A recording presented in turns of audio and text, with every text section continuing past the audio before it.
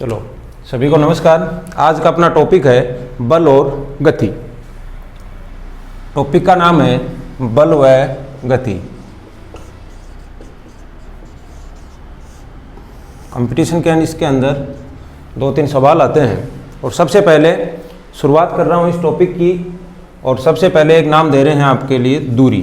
दूरी क्या होती है? बल और गति पढ़ने से पहले अपन पढ़ेंगे दूरी।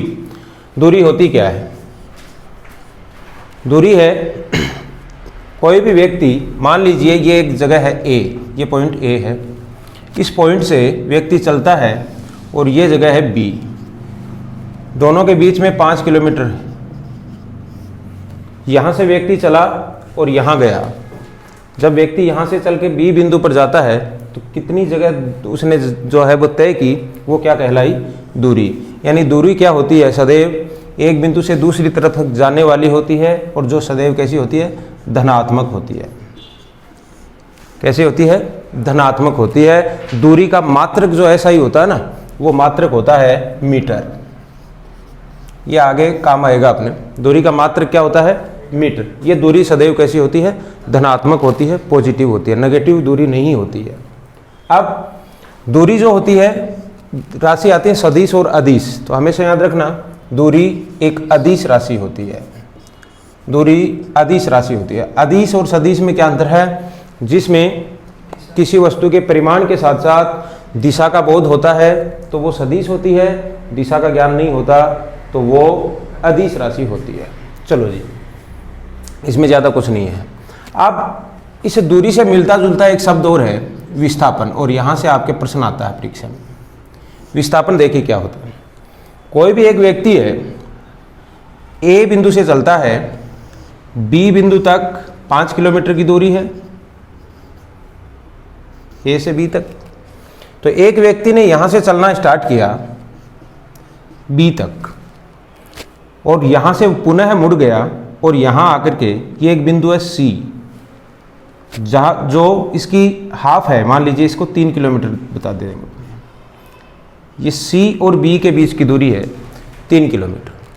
यानी एक व्यक्ति ए बिंदु से चला, बी बिंदु तक आया और वापस मुड़ के सी बिंदु तक आ गया। अब आपसे सवाल पूछा जाता है कि विस्थापन कितना हुआ? तो हमेशा याद रखना, विस्थापन क्या होता है?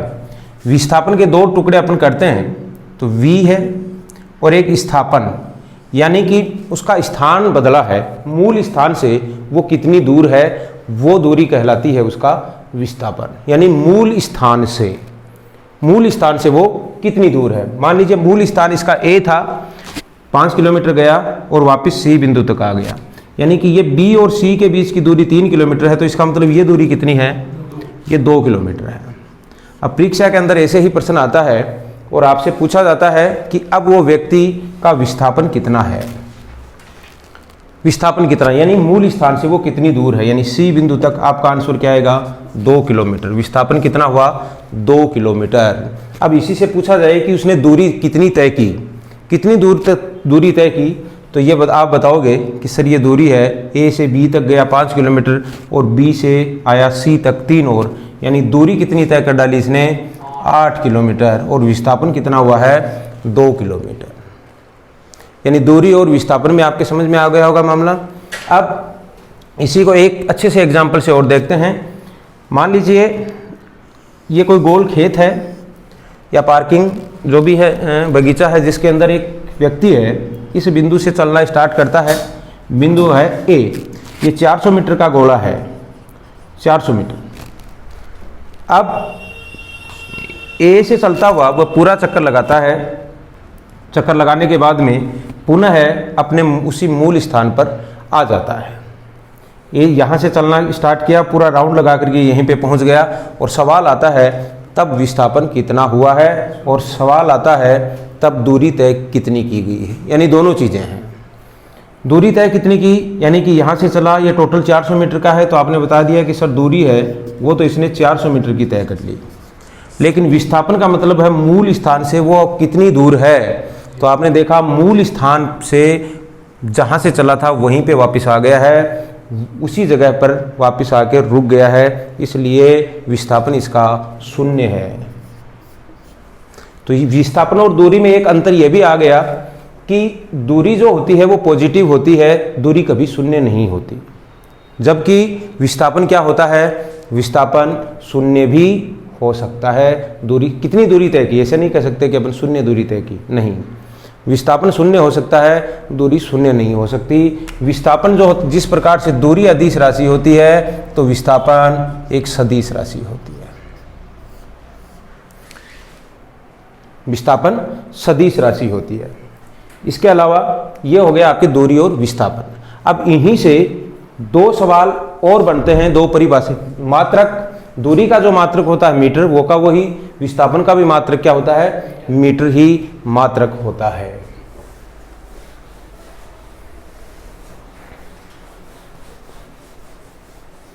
अब दूरी और विस्थापन से दो परिभाषाएं और निकलती हैं। दूरी से परिभाषा निकलती है चाल, दूरी से परिभाषा निकलेगी चाल की, और विस्थापन से परिभाषा निकलती है वेग की।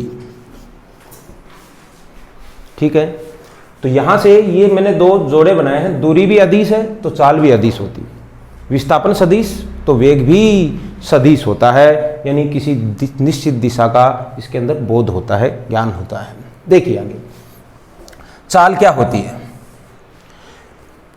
दूरी निश्चित समय में तय की गई दूरी, कितनी दूरी है उसमें यदि भाग लगा दिया जाए, किसका, समय का, दूरी में समय का भाग लगा दिया जाए तो उसकी चाल निकल करके आ जाती है, ये चाल होती है। जैसे आपने देखा होगा कि मोटरसाइकिल पर अपन जाते हैं, बाइक पर जाते हैं, तो उसके अंदर जो सुई होती है ना, कि अब ये 40 की स्पीड से जा रहा है, अपनी अभी 60 की स्पीड होगी, 80 की स्पीड से अपन जा रहे हैं, तो उस यंत्र को क्या कहते हैं, दूरी जो अपनी चाल है, ये नापने वाला यंत्र है, वो क्या होता है, स्पीड नापने वाला होता है स्पीडोमीटर। क्या होता है, स्पीडोमीटर। उसके अंदर आप देखोगे तो ऐसा लिखा हुआ होता है किलोमीटर प्रति घंटा, इसे लिखा हुआ होता है प्रति घंटा, यानी प्रति का मतलब ये बट्टा है, किलोमीटर क्या है, दूरी है, घंटा क्या है, समय है। इसका मतलब वो क्या बता रहा है, उसकी चाल बता रहा है। स्पीडोमीटर क्या बता रहा है, चाल बता रहा है कि कितने समय में कितनी दूर गाड़ी जाएगी। 60 की स्पीड पे है तो इसका मतलब प्रति घंटे, 1 घंटे में कितनी किलोमीटर दूर जा रही है, 60 किलोमीटर दूर जाएगी।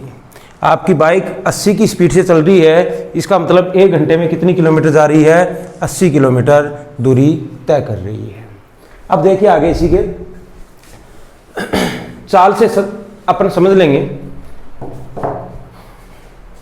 मान लीजिए अब यहां से एक मेन चीज है कि मात्रक आप कैसे निकालोगे। मात्रक कैसे निकालो, कुछ नहीं, समय का लोकल 2-3 आपको याद आ गया, दूरी का मात्रक आपको पता चल गया मीटर होता है, और समय का जो अंतर्राष्ट्रीय मात्रक होता है वो होता है, हमेशा याद रखना, सेकंड। क्या होता है, सेकंड होता है समय का अंतर्राष्ट्रीय मात्रक। तो ये हो गया दूरी। यहां से अपन चाल का मात्रक निकालेंगे तो दूरी का मात्रक कितना भैया, मीटर, और ये प्रति लगा दिया मैंने बट्टा, तो समय का मात्रक कितना हो गया, सेकंड हो गया।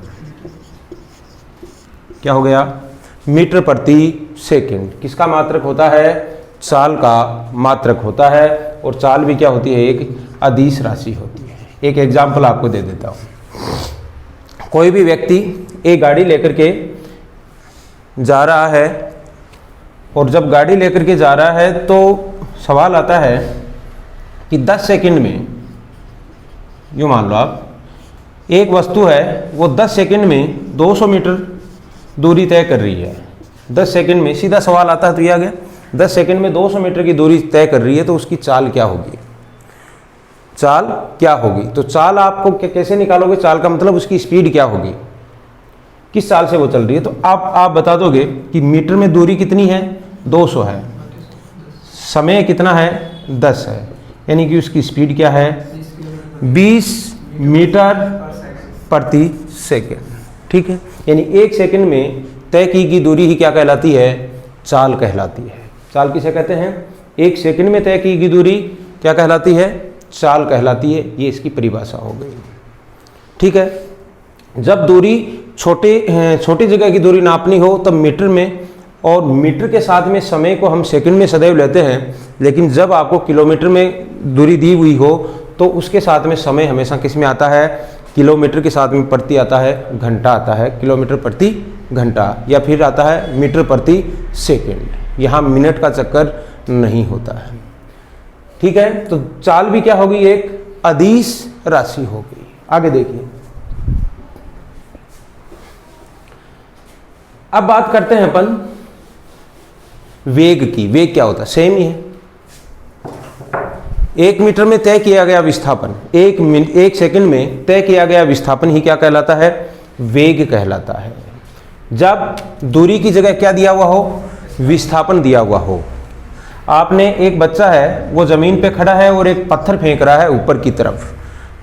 किधर फेंक रहा है, सवाल आ रहा है यहाँ से एक पत्थर फेंका ऊपर की दिशा में, तो इसका मतलब दिशा का बोध हो रहा है कि किधर फेंका है।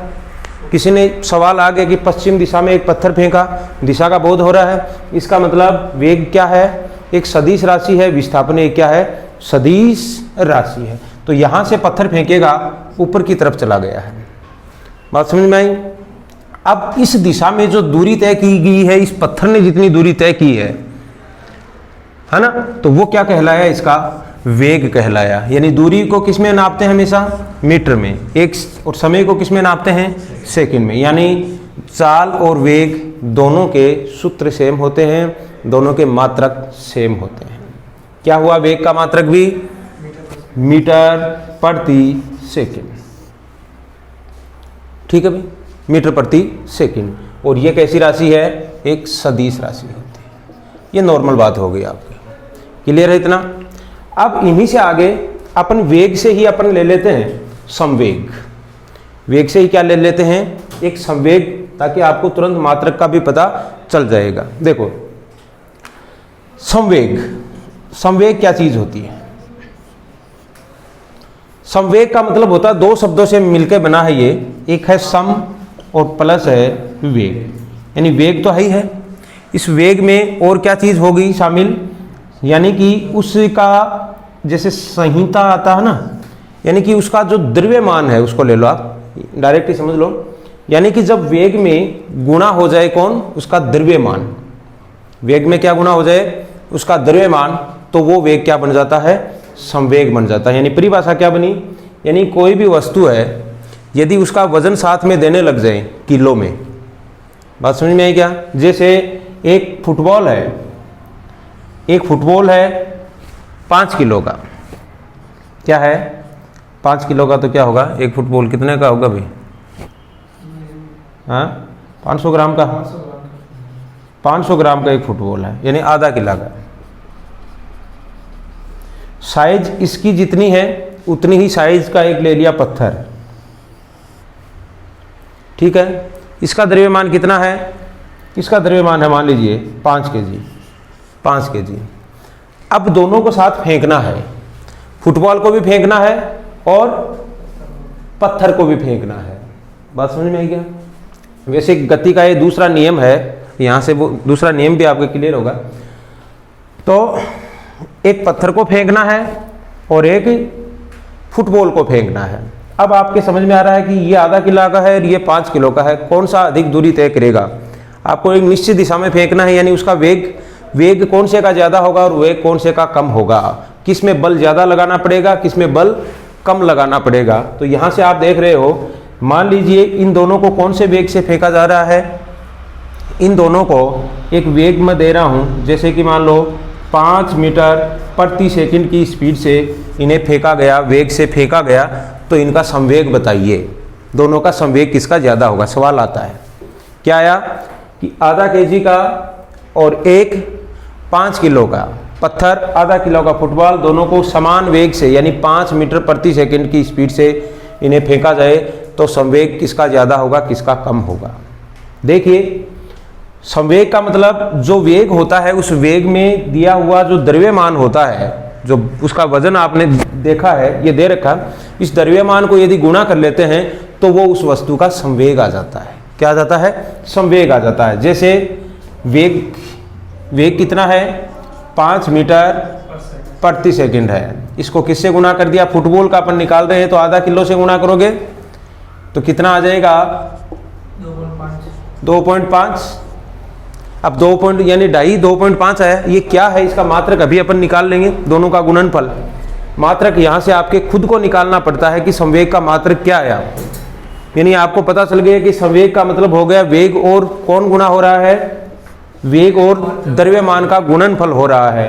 तो मात्रक यहीं से आपको मैं बता रहा हूं मैं क्या हुआ। देखो किसका मात्रक अपन देख रहे हैं, संवेग का। कह रहा है कि किसी भी वस्तु का द्रव्यमान को यदि गुणा कर दिया जाए उसके वेग से तो वो बन जाता है संवेग। बात समझ में आ गई। अरे जो वेग था, अभी आपने वेग निकाला था मीटर प्रति सेकंड होता है, वेग का मात्रक क्या हुआ, मीटर प्रति सेकंड। और यहाँ वेग में गुणा कौन हो रहा है, द्रव्यमान। और द्रव्यमान को हमेशा किस में नापा जाता है, किलोग्राम में, किलो में। द्रव्यमान को किस में नापते हैं, किलो में नापते हैं। तो इसलिए इसका मात्रक द्रव्यमान का तो क्या हो गया, किलोग्राम, केजी। और वेग का मात्रक क्या था, जो आपको पहले से ही आ रहा है, क्या था, मीटर प्रति सेकंड। तो ये किसका मात्रक बन गया, अब संवेग का मात्रक बन गया। ये आपको आने लग गया। आपको कैसे आया, वेग से आया, क्योंकि वेग का मात्रक आपको पता था, वेग का सूत्र आपको पता था कि दूरी बटा समय होता है। तो दूरी लगाई बटा समय में सेकंड लगाया, इसको गुणा कर दिया किलो से, तो ये संवेग का मात्रक आपके सामने आ गया। क्लियर है बात। अब दूसरे का आप देखोगे, पत्थर का जो 5 kg का है, यानी इसी में रख देंगे, किलोग्राम में कितना आया 5, वेग कितना दे रखा था 5 मीटर प्रति सेकंड। ठीक है, आंसर देखना अपन कैसे देंगे। 5 क्या है, 5 kg में था, तो अपन kg और ये आपस में गुना हो जाएंगे, जो दोनों के मात्रक वो गुना हो जाएंगे, तभी तो ये इसका मात्रक बनेगा संवेग का। तो 5 और 5 को कितना किया 25। अब 25 क्या है, 25 अंडे हैं, 25 लड्डू हैं, क्या है। जब तक अपन मात्रक नहीं लिखेंगे तब तक उसकी फिजिक्स के अंदर इसका कोई महत्व नहीं रह जाता है, इस संख्या का। आंसर तो आपने 25 निकाल लिया, है क्या चीज़ ये। अब आप लिखोगे कि साहब ये पहले क्या था, किलोग्राम था, तो आपने लिखा किलोग्राम, फिर इंटू गुणा, इनका निशान आप लगाओ या मत लगाओ कोई दिक्कत नहीं है। किलोग्राम गुणा मीटर प्रति सेकंड, ये आ गया। ये क्या आया, संवेग। किसका, एक पत्थर का आया। और एक इसका कितना आया था 2.5 किलोग्राम। किसका आया था, ये फुटबॉल का आया था, किलोग्राम इंटू मीटर प्रति सेकंड। ठीक है जी, ये आ गया आपके संवेग। संवेग समझ में आ गया। यानी संवेग अपन कहाँ तक पहुंचे हैं, अपन पहुंचे हैं, कहाँ से स्टार्ट किया अपन ने स्टार्ट किया दूरी से। दूरी आपको पता चली, दूरी का मात्रक मीटर था। एक छोटा सा मात्रक आपको सेकंड, समय का, और निकाल लिया आपने सेकंड, यानी दूरी और सेकंड। इनसे आपने सूत्र निकाल लिया वेग और चाल का, मीटर प्रति सेकंड, दोनों का सूत्र निकाल लिया। फिर इनसे संवेग निकाला। संवेग का मतलब सूत्र आपके दिमाग में आ गया कि द्रव्यमान गुणा वेग होता है, तो इन्हीं से इनका मात्रक आपने निकाल लिया। द्रव्यमान का किलो में होता है और वेग का मीटर प्रति सेकंड होता है। इस हिसाब से आपने ये संवेग का मात्रक और सूत्र भी स्थापित कर दिया है। परिभाषा भी समझ में आ गई। संवेग क्या होता है, दोनों का गुणनफल ही क्या कहलाता है, संवेग कहलाता है। अब आपको इसके आगे बताते हैं त्वरण क्या होता है। इसी वेग से एक और सूत्र और बनता है, एक मात्रक और निकालेंगे उसका, वो है त्वरण। त्वरण क्या होता है, समझ में तो आ रहा है कि भाई। त्वरण इस वेग से ही निकालेंगे अपन त्वरण। एक बाइक वाला अपन जा रहे हैं, त्वरण क्या होता है, देखो अपन मोटरसाइकिल लेके जा रहे हैं, अपन कार लेके जा रहे हैं, यहाँ से आपको 5 किलोमीटर अपने को जाना है, तो क्या अपन यहाँ से 60 की स्पीड से चले तो 60 ही बरकरार रहेगी, नहीं रह सकती। यानी अपनी स्पीड है, अपना वेग है, वो धीरे धीरे क्या होगा, चेंज होगा। होगा कि नहीं होगा। आप दौड़ लगा रहे हो, एक ट्रैक पे आप भाग रहे हैं, तो आप जिस वेग से स्टार्ट किया था उसी वेग से लास्ट तक नहीं भाग पाएंगे। यदि भाग पा रहे हैं तो वो तो आपकी एक समान गति हो गई। क्या होगी, एक समान गति होगी। लेकिन आप असमान गति से जब भागोगे, इसका मतलब असमान गति का मतलब क्या हो गया, असमान गति। असमान गति का मतलब क्या हो गया, आपके वेग में क्या हो रहा है भैया, वेग में चेंजमेंट आ रहा है, वेग में परिवर्तन हो रहा है। और वेग में परिवर्तन की दर, यानी किस समय किस हिसाब से आपने परिवर्तन किया है, वो जो दर होती है उसी दर को ही क्या बोलते हैं, त्वरण बोलते हैं। तो त्वरण की परिभाषा क्या निकल कर के आई, वेग में परिवर्तन की दर को त्वरण कहते हैं। और वेग में परिवर्तन कैसे कब होता है, समय के साथ में होता है। अब इसको एक सीधे एक एग्जाम्पल से आप और अच्छा सा समझ जाओगे। एक कोई भी वस्तु है वो 5 मीटर प्रति सेकंड, 5 मीटर प्रति सेकंड, ये वेग को मैंने इसीलिए लिखा है वेग है कि वेग से गति कर रही है।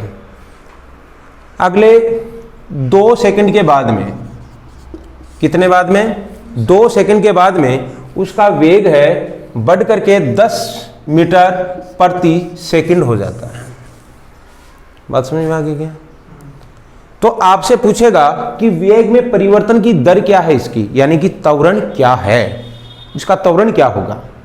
बात समझ में आ रही है?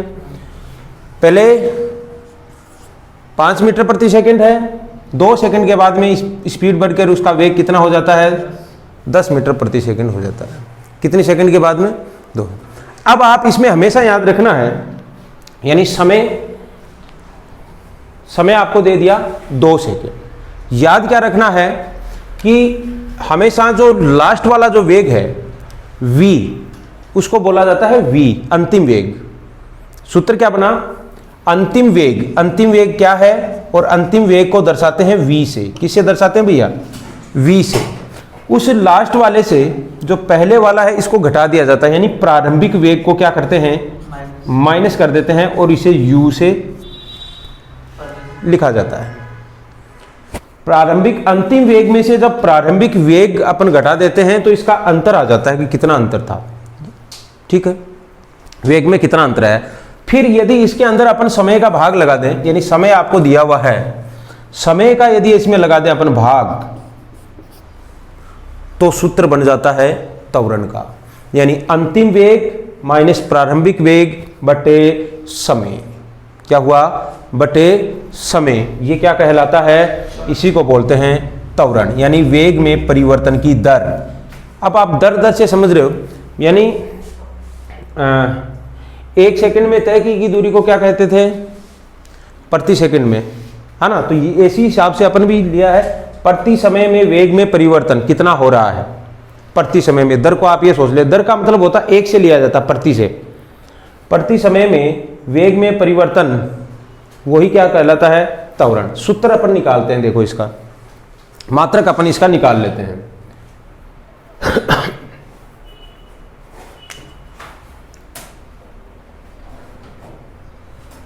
मतलब अब क्या होगा, वेग में परिवर्तन आ गया, v माइनस यू आ गया। v कितना था, 10 ही था भाई, अंतिम वेग 10 आया, और प्रारंभिक वेग कितना था, 5 था।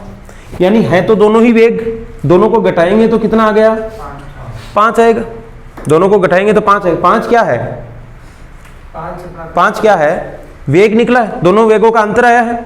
क्या आया, वेग कितना आ गया, 5, और इस वेग में क्या आ गया नीचे, समय। समय कितना दिया हुआ था बताइए, 2 सेकंड का समय दिया हुआ। ठीक है भाई, तो 5/2 हो गया, तो कितना हो गया, 2.5। अब बात करते हैं इसका मात्रक क्या आएगा। मेन बात मात्रक की आती है, और आपके परीक्षा के अंदर जो सवाल आते हैं, एक तरफ आपकी तरफ राशि लिखी हुई होती है, दूसरी तरफ मात्रक होते हैं, फिर मिलाना होता है। मिलान कीजिए कि कौन सा सही है, किससे कौन सा मिलेगा। या फिर आते हैं निम्न में से सही मात्रक का चयन कीजिए। एक तरफ राशि होती है, उसकी तरफ 3 तो गलत दिए हुए रहते हैं और 1 का सही होता है, तो आपको टिक करना होता है कि ये मात्रक सही है। अब कोई ज्यादा टेंशन लेने की जरूरत नहीं है। त्वरण का मात्रक अपन कैसे निकालेंगे, अंतिम स्थिति त्वरण की क्या ही है आपकी, यानी अंतिम वेग और प्रारंभिक वेग, यानी कि जो इसका अंतर है वो भी वेग ही है, अंतर भी क्या है, वेग है। तो इसको अपन यूं भी ले सकते हैं, वेग में परिवर्तन, अंतिम वेग और प्रारंभिक वेग को अपन क्या ले सकते हैं, वेग में परिवर्तन। और वेग में परिवर्तन को क्या लेंगे आप, नीचे क्या लेंगे, नीचे क्या ले लेंगे, समय। अब वेग में परिवर्तन है, इसका मात्रक अब आपको निकालना है, बट्टे में समय का निकालना है। वेग का क्या होता है, बोलो, वेग का क्या हुआ, मीटर प्रति सेकंड, और बट्टे में क्या आ गया, सेकंड। ठीक है, अब ये भी बट्टे में है, ये भी बट्टे में है, ये प्रति का मतलब ये भी बट्टे में ही था, तो बट्टे में कितने हो गए, 2 हो गए, सेकंड स्क्वायर हुए कि नहीं हुए, तो इसका बन गया मीटर प्रति सेकंड स्क्वायर। बना कि नहीं बना, दोनों गुना हो गए। अरे ये जो नीचे बट्टा में है अब इसको ऊपर लेके जाएंगे तो इसके ये गुना में आएगा कि नहीं आएगा, सेकंड गुना सेकंड हो जाएंगे, होंगे कि नहीं होंगे, क्या बन जाएगा, मीटर गुना सेकंड। ये तो पहले सॉरी मीटर प्रति सेकंड था पहले से ही, इनके बट्टा में क्या आया, सेकंड आया, तो ये अब दोनों बट्टा में है, ये आपस में क्या हो जाएंगे, गुना हो जाएंगे। तो क्या बन जाएगा, मीटर प्रति सेकंड को यूं भी लिख सकते हैं अपन, सेकंड स्क्वायर। तो त्वरण का क्या मात्रक होता है, मीटर प्रति सेकंड स्क्वायर। ठीक है,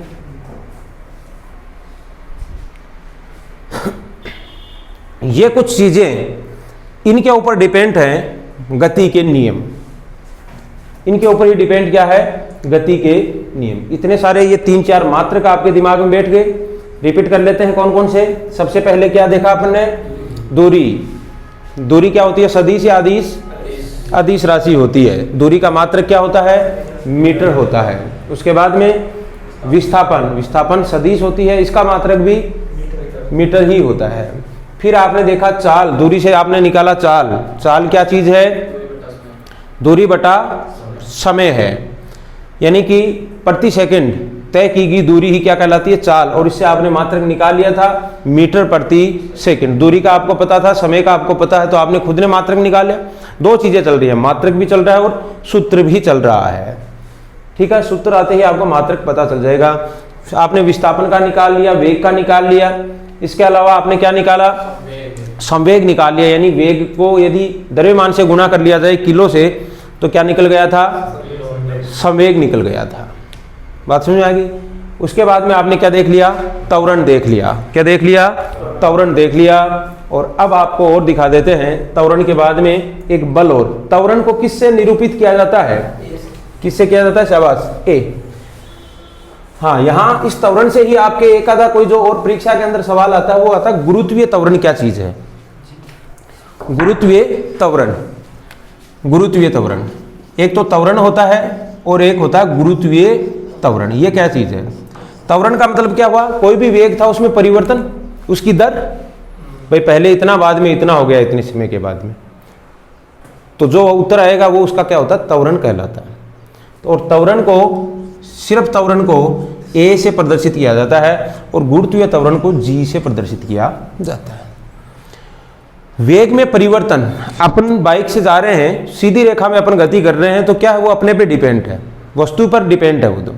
लेकिन जब कोई वेग में परिवर्तन, आप यहाँ से ऊपर जाकर के मान लीजिए आप 100 किलोमीटर या 80-50 किलोमीटर ऊपर चले गए और वहाँ से आपने 50 किलोमीटर से किसी एक पत्थर को आप छोड़ रहे हैं, छोड़ा कि नहीं छोड़ा आपने, एक पत्थर को छोड़ोगे तो आप मुझे ये बताइए, जो जो पृथ्वी की तरफ आएगा तो उसका वेग बढ़ेगा या घटेगा, वेग बढ़ता जाएगा। यानी समय के साथ में क्या होता जा रहा है, वेग में परिवर्तन होता जा रहा है, हो रहा है। और वेग में परिवर्तन है, इसका मतलब वो क्या है, त्वरण है। वेग में परिवर्तन है, इसका मतलब क्या है, त्वरण है। क्यों हो रहा है, वो गुरुत्वाकर्षण बल के कारण हो रहा है। वो वेग में परिवर्तन क्यों होता आ रहा है, जब कोई वस्तु स्वतंत्रता पूर्वक ऊपर से गिरेगी और उसे पृथ्वी आकर्षित करेगी, गुरुत्वाकर्षण बल उसे आकर्षित करेगा, तब वेग में होने वाला परिवर्तन क्या कहलाता है, गुरुत्वीय त्वरण कहलाता है। और गुरुत्वीय त्वरण और त्वरण दोनों का मात्रक दोनों का सेम होता है। वो कोई मात्रक क्या हुआ, वेग में परिवर्तन क्या होता है, मीटर प्रति सेकंड, समय के हिसाब से है तो बट्टे सेकंड वो गुना में हो जाएगा, मीटर प्रति सेकंड स्क्वायर, दोनों का मात्रक वो का वही। और इसका मान आता है कई बार परीक्षा के अंदर, सीधा इसका मान निकाला हुआ है कैलकुलेशन करके कि इसका मान कितना होता है गुरुत्वीय त्वरण का। इसका होता है 9.8, क्या होता है 9.8। अब आगे क्या लगाऊं मैं, मीटर प्रति सेकंड स्क्वायर लगाना पड़ेगा मुझे, है ना, गुरुत्वीय त्वरण है इसलिए 9.8 मीटर प्रति सेकंड स्क्वायर होता है गुरुत्वीय त्वरण का मान। और इसे सीधी भाषा में यूं भी कई बार क्या लिख देते हैं, 10 लिख देते हैं, ताकि पॉइंटों का लफड़ा नहीं रहे। 10 मीटर प्रति सेकंड स्क्वायर गुरुत्वीय त्वरण आपके क्लियर हो गया, समझ में आ गया। अब है त्वरण सॉरी, वेग में परिवर्तन क्या आया? वेग में परिवर्तन को क्या बोला? त्वरण। अब संवेग में परिवर्तन क्या होगा? ठीक है, संवेग में परिवर्तन क्या होगा? यदि इस त्वरण को a को गुणा कर दिया जाए द्रव्यमान से, देखना, यदि वेग को आपने पहले क्या किया था, बड़े ध्यान से देखना, वेग को गुणा किया था किससे? द्रव्यमान से। द्रव्यमान को m से लिखते हैं, किलो। बात समझ में आ गई थी? किसको गुणा किया था? वेग को द्रव्यमान से गुणा किया था, तो आपने क्या निकाली थी परिभाषा? संवेग निकाली थी कि नहीं निकाली थी भाई? है ना? अब इस वेग की जगह आपने लिया कि वेग में परिवर्तन, और वेग में परिवर्तन क्या है? त्वरण। इसको यदि गुणा कर ले किसके साथ में? द्रव्यमान के साथ में, तो वो बन जाता है बल। क्या बन जाता है? बल। और बल का सूत्र होता है फोर्स F बराबर ma। ठीक है भाई? अब आपको मात्रक निकालना है इससे, इधर देख लो एक बार। अब आपको इससे मात्रक निकालना है, किसे? बल का क्या हुआ? द्रव्यमान गुणा त्वरण। यही हुआ, ए का मतलब यही है। देखो, खुद को निकालना सीखना चाहिए। अब आपको निकालना है, देखो कैसे निकलेगा बल का, देख लो ध्यान से। बल है, द्रव्यमान का क्या मात्रक होता है भाई? किलोग्राम होता है। ये तो इसका प्रतीक है m, तो किलोग्राम, केजी गुना। अब बात करते हैं त्वरण की। अब त्वरण की कैसे याद होगा? अब सीधा तो याद नहीं रहता है कि त्वरण का क्या होता है, तो त्वरण को पहले वापस आपको दिमाग में लाना पड़ेगा। त्वरण क्या होता है? वेग में परिवर्तन की दर होती है। तो वेग में परिवर्तन का मतलब पहले, अब आपको और क्या लाना पड़ेगा? वेग का क्या होता है? बात समझ में? तो अब यहां से कहां कैसे निकालेंगे आप? वेग का क्या होता है? मीटर प्रति सेकंड। वेग में परिवर्तन की दर त्वरण कहलाती है। तो त्वरण का क्या होता है?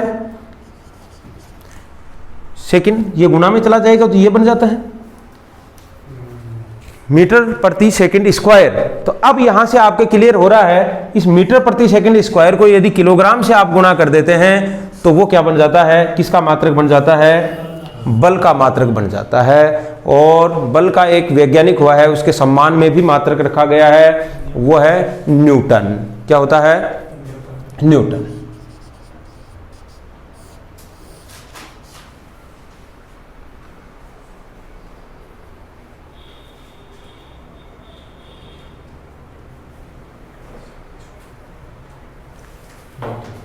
ठीक है भाई, क्लियर? ये बल का मात्रक, यानी ये जो मेन चीजें हैं, इनके मात्रक और इनके सूत्र आपको निकालने आने चाहिए। सूत्र से मात्रक एक बार परिभाषा दिमाग में, अब आप आराम से सवाल इनके आधार पर आप आराम से निकाल सकते हैं। सवाल यदि छोटा मोटा सवाल पूछा जाता है तो आप कुछ नहीं है, इनमें जो संख्या या जो राशि दी हुई है उसकी जगह भर दो, जोड़ बाकी गुणा भाग करके आपका आंसर निकल जाएगा।